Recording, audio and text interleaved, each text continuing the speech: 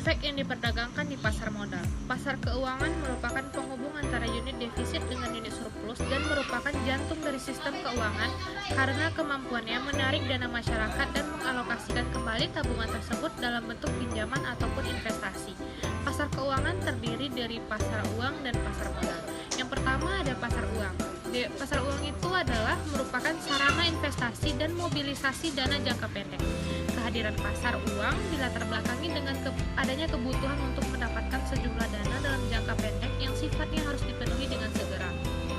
Pasar uang ini merupakan sarana bagi lembaga keuangan, perusahaan non-keuangan ataupun perseorangan untuk memenuhi kebutuhan dana ataupun untuk menempatkan kelebihan dana jangka pendeknya.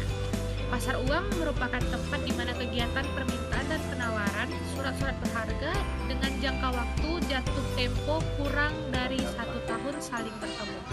Para pelaku di pasar uang ini yang pertama ada lembaga pemerintah yaitu Bank Sentral dan Departemen Keuangan. Yang kedua ada lembaga keuangan perbankan yaitu Bank Pemerintah dan Bank Komersial. Yang ketiga ada lembaga keuangan non perbankan yaitu ada asuransi, dana pensiun, lembaga pembiayaan, lembaga jasa keuangan. Yang keempat ada lembaga di pasar modal dan terakhir ada institusi umum dan perseorangan.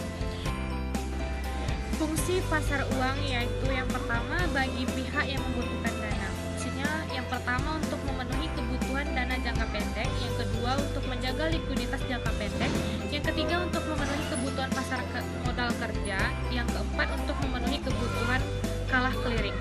Yang kedua fungsi bagi pihak yang menyalurkan dana sebagai sarana untuk menabung dan berjaga-jaga dan sebagai sarana investasi. Yang ketiga bagi lembaga pemerintah yaitu sebagai sarana untuk memobilisasi dana masyarakat dan sebagai sarana untuk melakukan kebijakan moneter atau ekspansi dan kontraksi moneter. Ciri-ciri pasar uang. Yang pertama, jangka waktu jatuh tempo kurang dari 1 tahun. Yang kedua, tidak terikat pada tempat tertentu. Yang ketiga, pada umumnya para pelaku bertemu secara langsung. Dan yang keempat, tidak memerlukan adanya guarantor atau underwriter. Instrumen pasar uang di Indonesia, Sertifikat Bank Indonesia atau SBI. Instrumen utang yang diterbitkan oleh pemerintah atau bank sentral atas unjuk dengan jumlah tertentu yang akan dibayarkan kepada pemegang pada tanggal yang telah ditetapkan. Instrumen ini berjangka waktu jatuh tempo kurang dari 1 tahun. Jenis-jenisnya berupa yang pertama, surat berharga pasar uang atau SBPU. Merupakan surat-surat berharga jangka pendek yang dapat diperjualbelikan secara diskonto dengan Bank Indonesia atau lembaga diskonto yang ditunjukkan oleh Bank Indonesia. Yang kedua, surat pembendaharaan negara atau SPN. Merupakan surat pengakuan utang atas dikeluarkannya oleh negara dalam rupiah maupun falas berjangka waktu sampai dengan 12 bulan dengan pembayaran bunga secara diskonto. Di beberapa negara, SPN dikenal dengan sebutan Treasury Bills atau T-bills. Selanjutnya ada deposito, merupakan sertifikat deposito, yaitu instrumen keuangan yang diterbitkan oleh suatu bank atas unjuk dinyatakan dalam satu jumlah, jangka waktu, dan tingkat bunga tertentu. Sertifikat diskonto dapat diperdagangkan dan dapat dicairkan oleh pemegangnya kapan saja, sedangkan untuk deposito berjangka merupakan simpanan yang penarikannya hanya bisa dilakukan oleh deposan yang namanya tertera saja di dalam bilet deposito pada waktu tertentu sesuai dengan tanggal yang telah diperjanjikan di awal perjanjian dengan pihak bank. Selanjutnya ada commercial paper. Merupakan surat berharga komersial yang merupakan surat sanggup atau promise tanpa jaminan yang diterbitkan oleh perusahaan dan diperdagangkan melalui bank atau perusahaan efek, berjangka waktu pendek dan diperdagangkan dengan sistem diskonto. Jangka waktunya paling lama yaitu 270 hari. Yang kelima ada call money. Merupakan kegiatan pinjam meminjam dana antara bank yang terjadi dalam proses clearing di Bank Indonesia. Call money disediakan bagi bank yang mengalami kalah clearing dan dia memiliki likuiditas cukup untuk menutup kekalahan clearing. Jangka waktunya berkisar 1 sampai dengan 7 hari. Selanjutnya ada reputasi agreement atau repo. Transaksi jual beli surat-surat berharga disertai dengan perjanjian bahwa penjual akan membeli kembali surat-surat berharga yang dijual tersebut pada tanggal dan dengan harga yang telah ditetapkan di awal. Repo juga berfungsi sebagai secured loan yang menggunakan instrumen obligasi korporasi, obligasi negara atau surat utang negara, SBI atau sertifikat Bank Indonesia, dan saham sebagai jaminannya. Yang terakhir ada bankers atau acceptance, merupakan suatu instrumen pasar uang yang digunakan untuk memberikan kredit pada eksportir atau importir untuk membayar sejumlah barang atau untuk membeli valuta asing. Jangka waktunya biasanya berkisar antara 1 sampai 6 bulan.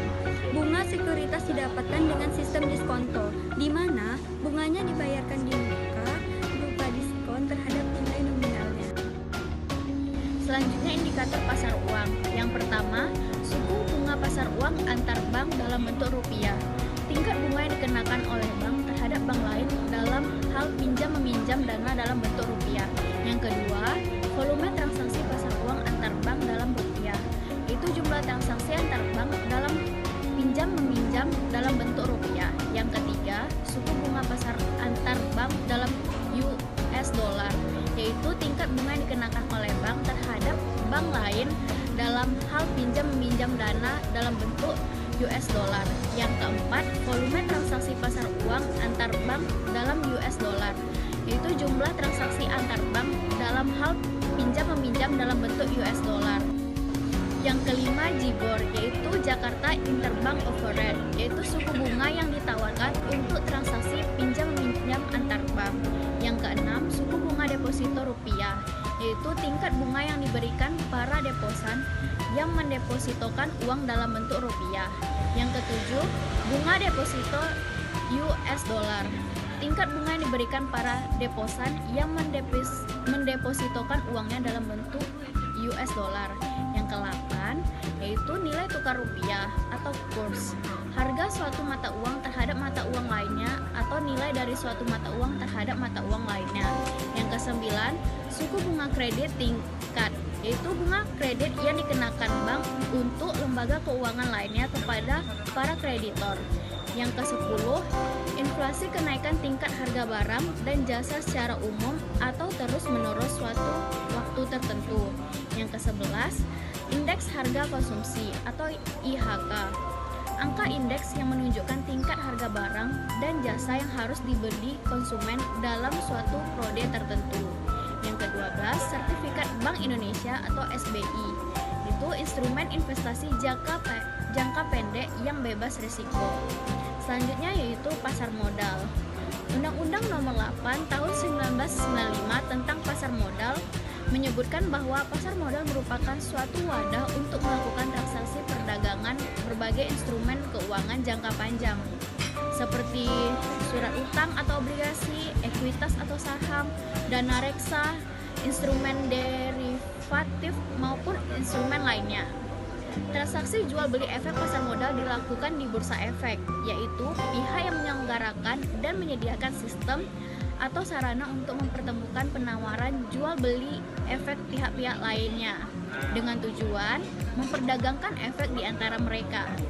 Berdasarkan UU-PM, efek adalah surat berharga yang berbentuk surat pengakuan utang, surat berharga komersial, saham, obligasi, tanda bukti hutang, unit penyertaan, kontrak investasi, kolektif, kontrak jangka panjang, efek yang setiap bentuknya derivatif atas efek.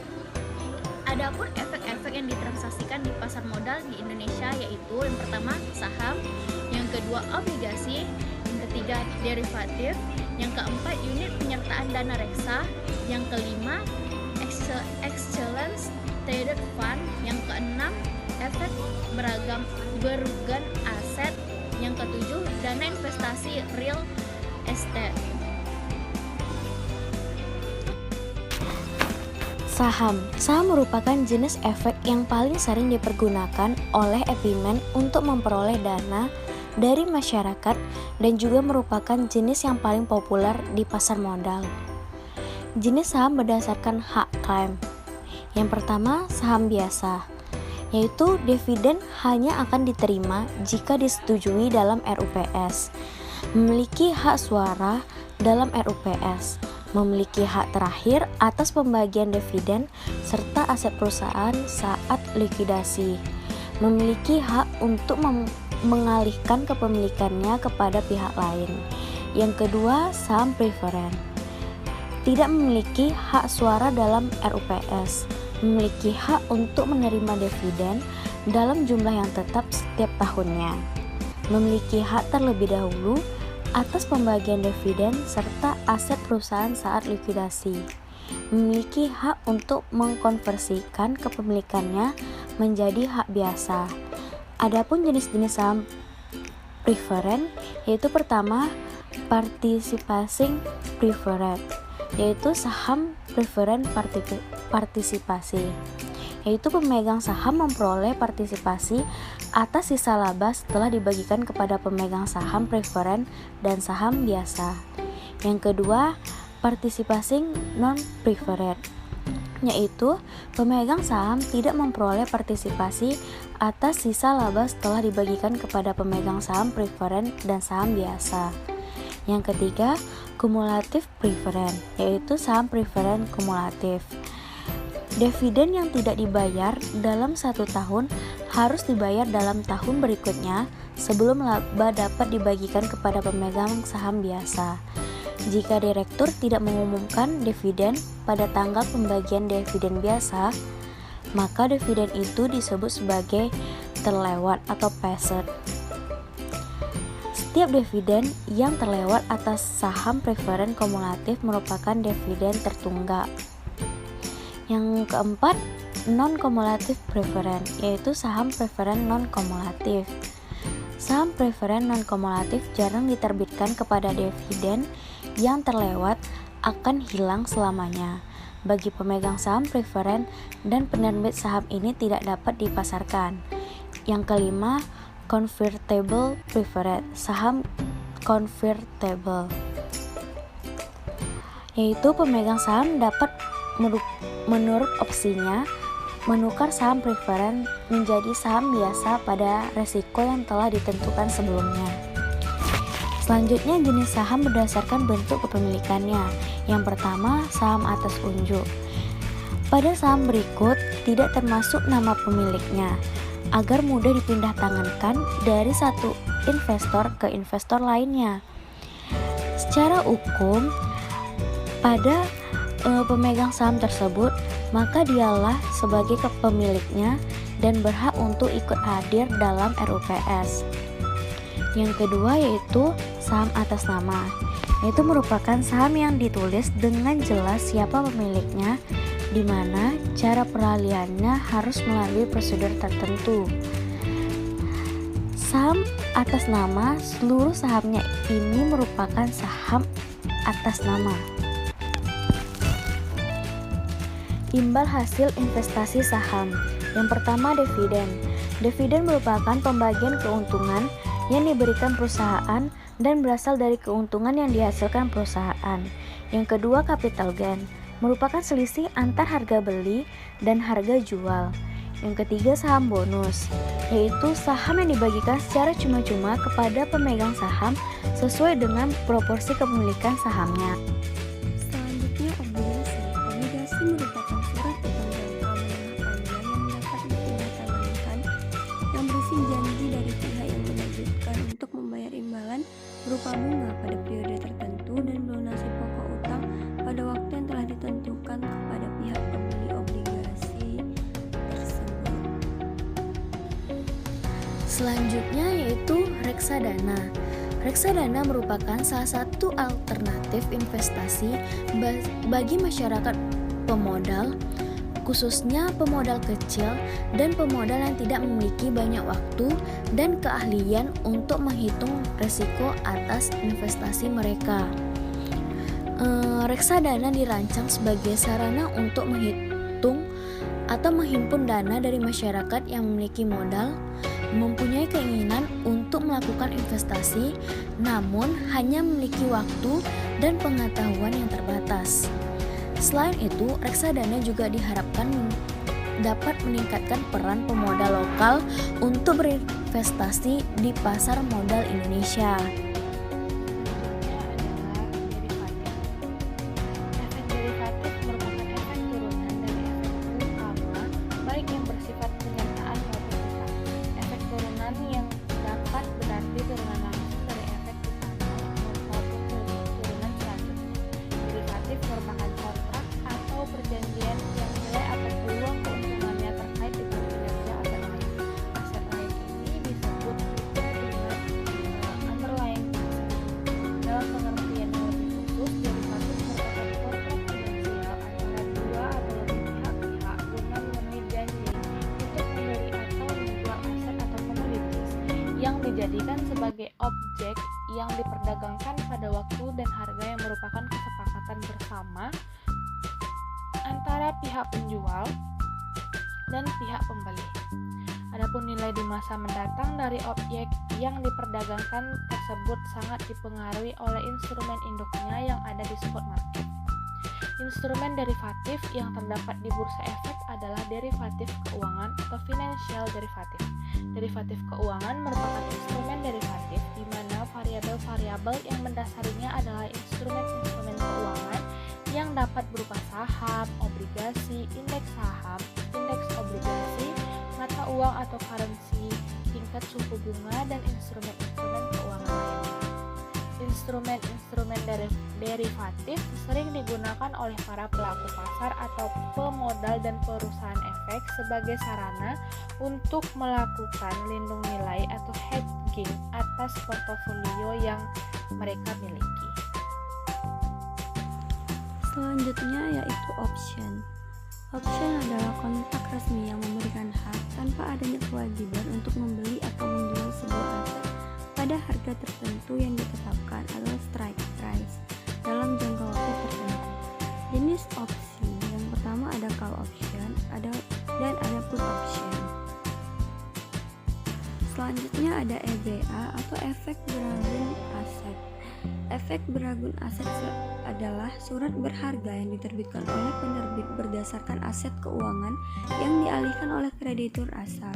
Keberadaan sekuritisasi aset atau efek beragun aset dipandang sangat membantu perbankan dalam memperoleh likuiditas pembiayaan melalui pasar modal dengan proses sekuritisasi aset perbankan berkualitas tinggi. Jangan lupa untuk like, comment, dan subscribe. See you, bye-bye.